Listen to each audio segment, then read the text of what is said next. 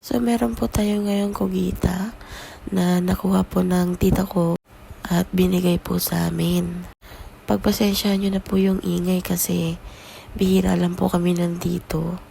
Kaya kompleto kami. So, madami kami. Kaya super ingay namin dito.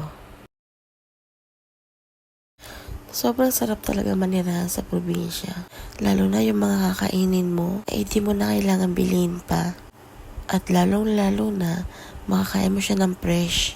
Bagong huli lang pala to kaninang madaling araw.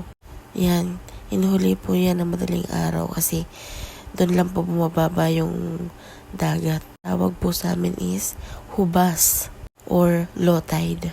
So, yun po yung chance namin na manghuli ng mga isda at kung ano-ano po laman ng dagat.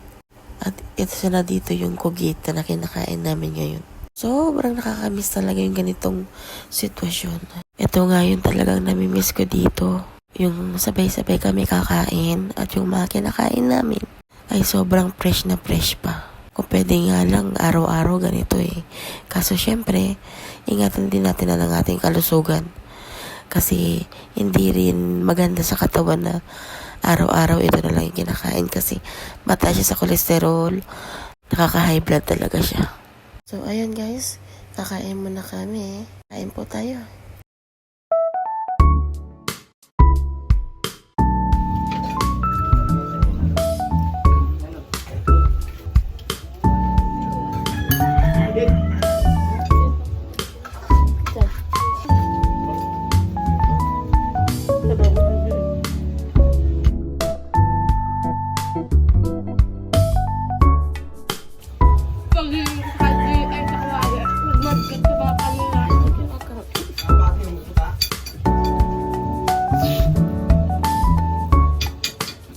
Tuloy din yun.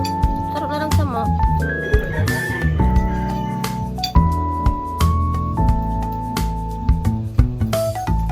Binasal kong panira ng dog sa inyo. Ba?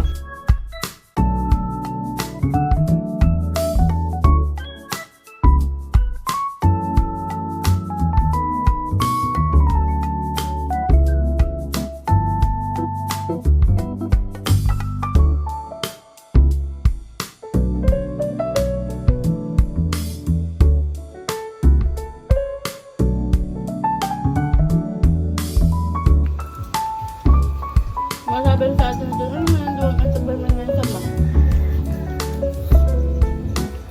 Yeah. Till dito at part.